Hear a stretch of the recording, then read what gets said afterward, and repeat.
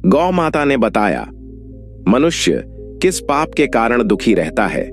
गौ माता ने मनुष्य से कहा, हे मानव, तुम्हारे दुखों का कारण कोई और नहीं बल्कि तुम्हारे अपने ही कर्म हैं। यदि तुम इन पापों से बचोगे तो जीवन में सुख और शांति प्राप्त कर सकोगे। फिर गौ माता ने मनुष्य को बताया कि कौन कौन से पाप उसे कष्ट देते हैं। पहला, अहंकार के कारण मनुष्य दूसरों का अपमान करता है, जिससे उसे दुख मिलता है। अहंकार यानी घमंड एक ऐसा दोष है जो मनुष्य को पतन की ओर ले जाता है। जब व्यक्ति को अपनी सफलता, धन, ज्ञान या शक्ति पर गर्व हो जाता है तो वह दूसरों को तुच्छ समझने लगता है। अहंकारी व्यक्ति यह भूल जाता है कि समय हमेशा एक जैसा नहीं रहता। जो आज ऊंचाई पर है वह कल नीचे भी आ सकता है। अहंकार से व्यक्ति अपने रिश्तों को भी खराब कर लेता है। जब वह दूसरों से अभद्रता से पेश आता है और उनका अपमान करता है तो लोग उससे दूर हो जाते हैं। अहंकारी व्यक्ति हमेशा चाहता है कि लोग उसकी प्रशंसा करें, लेकिन जब ऐसा नहीं होता तो वह क्रोधित हो जाता है और दुखी रहने लगता है। इतिहास में कई उदाहरण हैं जहां अहंकार के कारण महान व्यक्तियों का पतन हुआ। रावण अपने ज्ञान और शक्ति के घमंड में भरकर माता सीता का हरण कर बैठा, जिससे उसका पूरा वंश नष्ट हो गया। कौरवों का अहंकार भी उनके पतन का कारण बना। इसी प्रकार जो व्यक्ति अहंकार करता है उसे अंततः पछताना पड़ता है। गौ माता ने मनुष्य को सलाह दी कि अहंकार को त्याग कर विनम्रता अपनाओ। जो व्यक्ति विनम्र होता है वह दूसरों का आदर करता है और खुद भी सम्मान पाता है। विनम्रता से जीवन में सुख और शांति बनी रहती है। दूसरा, लोभ करने से व्यक्ति संतोष से वंचित रहता है और दुखी रहता है। लोभ यानी लालच मनुष्य को कभी संतुष्ट नहीं होने देता। जो व्यक्ति लोभी होता है वह हमेशा अधिक पाने की चाह में लगा रहता है। चाहे उसके पास कितना भी धन हो, वह और अधिक की इच्छा करता है। लालच में आकर वह गलत रास्तों को अपनाने लगता है, जिससे वह अधर्म के मार्ग पर चला जाता है। लोभ केवल धन का ही नहीं बल्कि शक्ति, मान, सम्मान और भौतिक सुखों का भी हो सकता है। जब व्यक्ति दूसरों से ईर्ष्या करके अधिक पाने का प्रयास करता है तो वह अपने आत्मिक सुख को खो देता है। वह हर समय चिंता में रहता है कि कहीं उसका धन या पद छिन न जाए। लोभ के कारण ही व्यक्ति रिश्वत, चोरी और अनैतिक कार्य करने लगता है। लेकिन जब उसका पाप बढ़ जाता है तो अंततः वह अपने ही कर्मों से दुखी होता है। इतिहास में कई राजा और धनवान व्यक्ति हुए जो अपने लालच के कारण नष्ट हो गए। गौ माता ने कहा कि संतोष ही सबसे बड़ा धन है। जो व्यक्ति संतोषी होता है वही सच्चा सुखी होता है। इसलिए लोभ को त्याग कर जो भी ईमानदारी से मिले उसी में संतुष्ट रहना चाहिए। तीसरा, क्रोध में किया गया कर्म हमेशा पछतावा लाता है। क्रोध मनुष्य के विवेक को नष्ट कर देता है। जब व्यक्ति गुस्से में होता है तो वह बिना सोचे समझे गलत निर्णय ले लेता है। क्रोध में कहा गया एक कठोर शब्द भी रिश्तों को तोड़ सकता है। कई बार व्यक्ति गुस्से में आकर अपने ही प्रियजनों को अपमानित कर देता है, जिससे बाद में उसे पछताना पड़ता है। क्रोध से मानसिक और शारीरिक स्वास्थ्य पर भी बुरा प्रभाव पड़ता है। क्रोधित व्यक्ति का रक्तचाप बढ़ जाता है, हृदय की धड़कन तेज हो जाती है और उसका मानसिक संतुलन बिगड़ सकता है। जो लोग बार बार गुस्सा करते हैं वे हमेशा तनाव में रहते हैं और धीरे धीरे अकेले हो जाते हैं। रामायण में परशुराम क्रोध के प्रतीक माने जाते हैं, लेकिन अंततः उन्होंने भी अपने क्रोध को त्याग कर शांति का मार्ग अपनाया।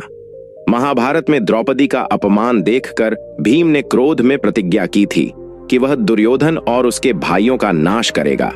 हालांकि अंत में उन्होंने भी क्षमा और शांति का महत्व समझा। गौ माता ने मनुष्य को बताया कि क्रोध से कोई लाभ नहीं होता। जो व्यक्ति धैर्य रखता है और क्षमा करना जानता है वही सच्चा सुखी होता है। इसलिए क्रोध को त्याग कर प्रेम और शांति का मार्ग अपनाना चाहिए। गौ माता ने मनुष्य से कहा, हे मानव, यदि तुम अपने जीवन में सुख चाहते हो तो इन पापों को त्याग दो। यही पाप तुम्हारे दुखों का कारण है। मनुष्य ने जिज्ञासा से पूछा, मां, कृपया मुझे उन पापों के बारे में विस्तार से समझाइए। तब गौ माता ने कहा, चौथा, अधर्म का मार्ग अपनाने से जीवन में शांति नहीं रहती। अधर्म का अर्थ है सत्य, न्याय और धर्म के विपरीत आचरण करना। जब मनुष्य अधर्म के मार्ग पर चलता है तो वह नैतिकता, ईमानदारी और सत्यता को त्याग देता है। अधर्म से व्यक्ति को शुरू में लाभ होता दिख सकता है, लेकिन अंततः यह उसे दुख और विनाश की ओर ले जाता है। जो व्यक्ति अधर्म का मार्ग अपनाता है वह दूसरों को धोखा देता है, झूठ बोलता है, बेईमानी करता है और अनैतिक कार्यों में लिप्त हो जाता है। वह अपने स्वार्थ के लिए दूसरों को कष्ट पहुंचाने से भी नहीं हिचकिचाता, लेकिन अधर्म की यह अग्नि धीरे धीरे उसे भी जलाने लगती है। महाभारत में दुर्योधन ने अधर्म का मार्ग अपनाया। उसने पांडवों के साथ छल किया, अन्याय किया और लोभ के कारण महायुद्ध तक करा दिया। अंत में उसका पूरा कुल नष्ट हो गया। इसी तरह जो भी व्यक्ति अधर्म के मार्ग पर चलता है उसे अंत में पछताना ही पड़ता है। गौ माता ने कहा, यदि तुम सुखी रहना चाहते हो तो सदा धर्म के मार्ग पर चलो। सत्य, अहिंसा, दया और ईमानदारी को अपनाओ। धर्म ही जीवन में सुख और शांति प्रदान करता है। 5वां, दूसरों को धोखा देने से अंततः स्वयं को कष्ट सहना पड़ता है। जो व्यक्ति छल और धोखे का सहारा लेता है वह दूसरों को तो नुकसान पहुंचाता ही है, लेकिन अंततः उसका खुद का भी पतन होता है। धोखा देने वाला व्यक्ति कभी न कभी पकड़ा जाता है और उसका विश्वास टूट जाता है। धोखेबाज व्यक्ति सोचता है कि वह दूसरों से चालाकी करके अपना लाभ कर सकता है, लेकिन ऐसा नहीं होता। एक बार अगर कोई झूठ और छल का सहारा लेता है तो उसे बार बार झूठ बोलना पड़ता है। यह झूठ और धोखा अंततः उसके जीवन को जटिल और दुखद बना देते हैं। रामायण में मारीच ने छल से सीता माता को हराने में रावण की मदद की थी, लेकिन बाद में उसे भी अपने कर्मों का दंड मिला। इसी तरह जो भी व्यक्ति छल कपट करता है उसे अपने ही कर्मों का फल भुगतना पड़ता है। गौ माता ने समझाया, सत्य और ईमानदारी ही सच्ची संपत्ति है। यदि तुम धोखा दोगे तो एक दिन तुम्हें भी धोखा मिलेगा, इसलिए हमेशा सच्चाई और ईमानदारी के मार्ग पर चलो। 6वां, ईर्ष्या करने से मनुष्य भीतर से जलता रहता है। ईर्ष्या यानी जलन एक ऐसा भाव है जो मनुष्य को भीतर से खोखला कर देता है। जब कोई व्यक्ति दूसरों की सफलता, खुशियों या समृद्धि को देखकर जलता है तो वह खुद को ही दुखी करता है। ईर्ष्या करने वाला व्यक्ति कभी संतुष्ट नहीं हो सकता, क्योंकि उसकी तुलना करने की आदत उसे हमेशा बेचैन रखती है। ईर्ष्या के कारण मनुष्य में क्रोध, द्वेष और असंतोष बढ़ता है। वह दूसरों को नीचा दिखाने की कोशिश करता है, जिससे उसके रिश्ते भी खराब हो जाते हैं। जो व्यक्ति ईर्ष्या करता है वह अपनी ऊर्जा को गलत दिशा में लगाता है, जिससे उसका स्वयं का विकास रुक जाता है। भगवान कृष्ण ने गीता में कहा है कि ईर्ष्या करने से मन अशांत रहता है। यदि व्यक्ति अपने कर्मों पर ध्यान दे और दूसरों से प्रेरणा ले तो वह खुद को बेहतर बना सकता है।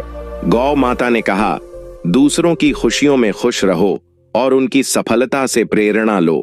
ईर्ष्या से मुक्त होकर प्रेम और सहयोग का भाव अपनाओ, तभी तुम सुखी रह पाओगे। असत्य बोलने से मन का भार बढ़ता है और सुख चला जाता है। झूठ बोलना एक बहुत बड़ा पाप है। जब व्यक्ति झूठ बोलता है तो वह सच को छुपाने के लिए बार बार नए झूठ गढ़ता है। यह झूठ एक जाल की तरह होता है जिसमें फंसकर व्यक्ति खुद ही परेशान हो जाता है। जो व्यक्ति झूठ बोलता है उस पर लोग भरोसा करना बंद कर देते हैं। झूठ के कारण रिश्तों में दरार आ जाती है, मित्रता समाप्त हो जाती है और व्यक्ति अकेला हो जाता है। सत्य ही जीवन की नींव है। भगवान राम ने सदैव सत्य का पालन किया, इसलिए वे मर्यादा पुरुषोत्तम कहलाए। वहीं रावण ने झूठ और छल का सहारा लिया, जिससे उसका विनाश हो गया। गौ माता ने कहा, सत्य को अपनाओ और झूठ से दूर रहो। सत्य ही आत्मा को शुद्ध करता है और जीवन में सुख लाता है। माता पिता का अनादर करने से जीवन में परेशानियां बढ़ती हैं। माता पिता भगवान के समान होते हैं। जो व्यक्ति अपने माता पिता का अनादर करता है उसे जीवन में शांति और सुख नहीं मिल सकता।